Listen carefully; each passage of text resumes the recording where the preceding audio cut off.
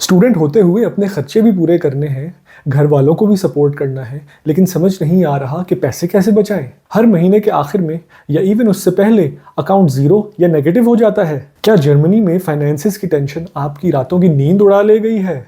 अगर हाँ, तो ये वीडियो आपके लिए है, क्योंकि इसमें मैं आपको स्टूडेंट सेविंग्स के बारे में यूजफुल टिप्स बताऊंगा, जिनको इस्तेमाल करते हुए होपफुली आपके पैसों के मसले ख़त्म हो जाएंगे।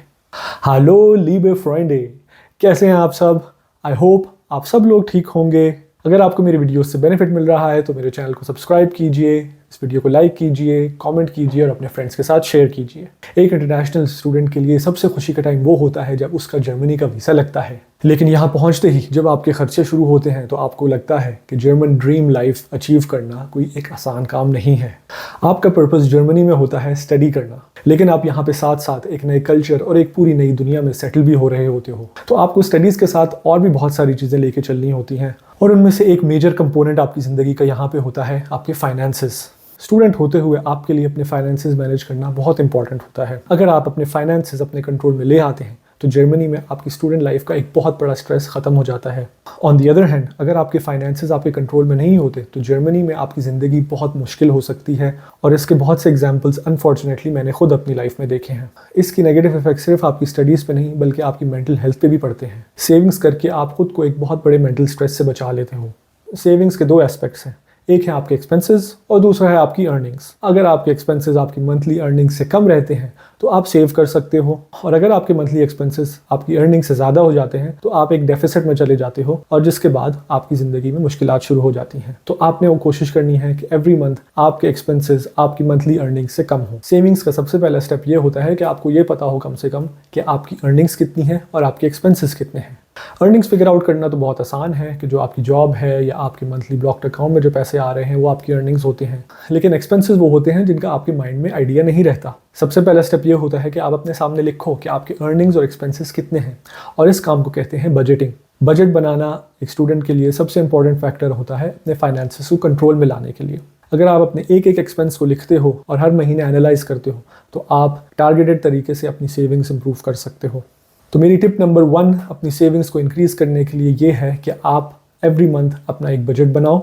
ये बजट आप ओल्ड स्कूल स्टाइल में पेंसिल और पेपर लेके भी लिख सकते हो अपने सामने, या ऐप्स यूज़ कर सकते हो अपने फ़ोन पे। बहुत सारी ऐप्स एग्जिस्ट करती हैं जिनमें आप अपने एक्सपेंसेस ऐड कर सकते हो। बहुत सारे इनमें से ऑटोमेट भी हो सकते हैं टास्क्स। कुछ ऐप्स के लिंक्स मैं आपको यहाँ पे दे रहा हूँ। इन ऐप्स को अपने फ़ोन में इंस्टॉल करो और उनके ऊपर अपने एक एक एक्सपेंस को रेगुलरली ट्रैक करो।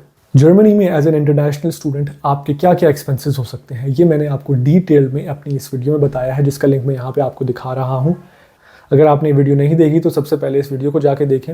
इस वीडियो में मैंने आपको एक एक एक्सपेंस जो आपका एज अ स्टूडेंट जर्मनी में हो सकता है उसके बारे में बताया है। तो सबसे बड़ा एक्सपेंस होता है आपकी अकोमोडेशन। अगर आप मेरी टिप्स फॉलो करते हुए अपनी अकोमोडेशन जर्मनी में सिक्योर करते हो तो आप मल्टीपल 100 यूरोज़ हर महीने सेव कर सकते हो सिर्फ अकोमोडेशन के थ्रू। उसके बाद आते हैं आपके बाकी एक्सपेंसेस पे। स्टूडेंट हेल्थ इंश्योरेंस या आपके मंथली ट्रांसपोर्टेशन कॉस्ट जैसे डॉइचलैंड टिकट या यूनिवर्सिटी के और mandatory expenses by law fixed होते हैं, और उनमें आपको ज़्यादा सेविंग्स नहीं कर सकते, तो वो आपने कंसिडर करनी है कि वो सेम रहेंगे आपके। बाकी एक्सपेंसेस में आपका सबसे बड़ा खर्चा ग्रोसरीज पे आता है। इसमें सेविंग्स करते हुए इंपॉर्टेंट है कि आपने अपनी हेल्थ को निगलेक्ट नहीं करना। खुद को भूखा रख के सेविंग्स करना लॉन्ग टर्म के लिए कोई अच्छा आइडिया नहीं। इसके थ्रू आपके हेल्थ और मेंटल इश्यूज आ सकते हैं।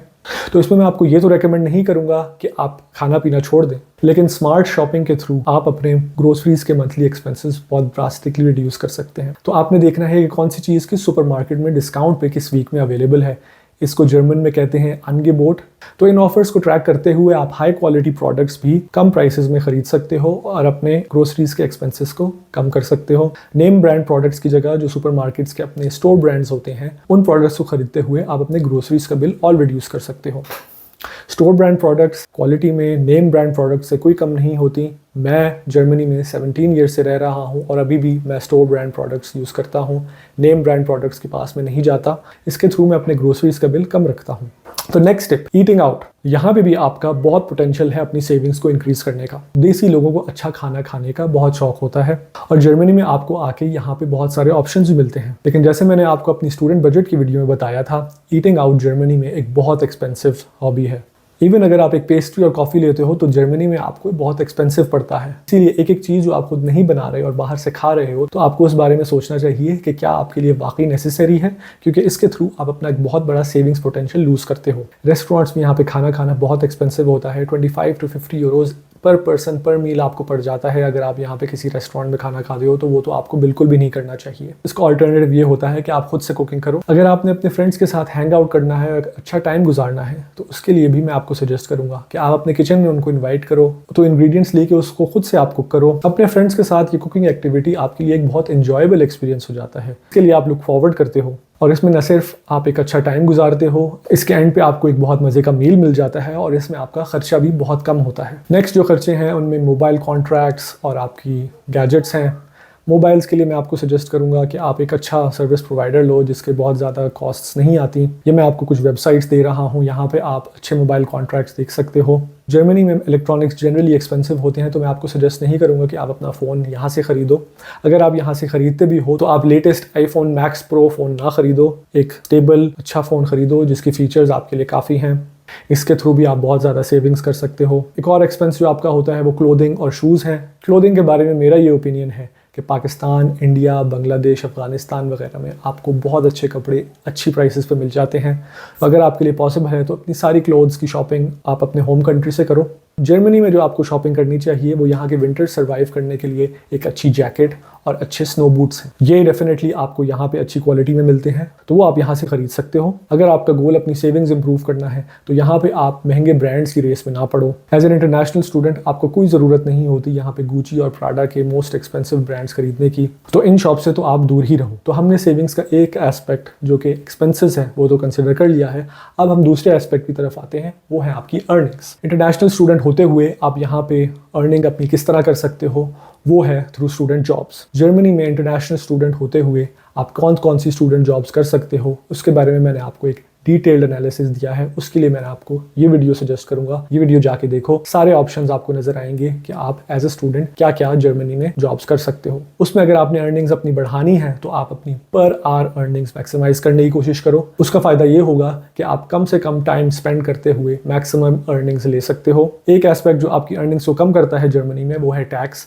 मैं आपको ये नहीं कह रहा कि आप इलीगल तरीके से अपना टैक्स बचाओ, बट यहाँ पे बहुत सारे तरीके होते हैं। आप ऐसी जॉब्स ढूंढो जिसमें आपका टैक्स बर्डन कम से कम हो। इवन अगर आपकी स्टूडेंट जॉब्स के थ्रू कोई अर्निंग नहीं है तो यहाँ पे ब्लॉक्ड अकाउंट के थ्रू आपको हर मंथ एक अमाउंट आपके बैंक अकाउंट में ट्रांसफर होती है। इसको भी आपको एक अर्निंग की तरह कंसिडर करना चाहिए। इवन दो टेक्निकली ये आपके अपने पैसे हैं, लेकिन आपको यहाँ पे इन पैसों को भी देखभाल के इस्तेमाल करना चाहिए। अगर आप इस मंथली ट्रांसफर को एक अर्निंग की तरह देखो तो इसमें से भी आप सेविंग करने की कोशिश करो। इसके साथ यहाँ पे मैं अपनी वीडियो को एंड करूँगा। इस वीडियो में हमने सेविंग से रिलेटेड इंपॉर्टेंट टिप्स देखी हैं, कैसे आप अपने एक्सपेंसेस कम कर सकते हो और कैसे आप अपनी अर्निंग्स इंक्रीज कर सकते हो। एक्सपेंसेस में अकोमोडेशन, ग्रोसरीज, क्लोथिंग, गैजेट्स और ईटिंग आउट के बारे में हमने देखा कि किस तरह इनको हम रिड्यूस कर सकते हैं। और अर्निंग्स के बारे में मैंने आपको बताया कि आप इसको कैसे मैक्सिमाइज कर सकते हो।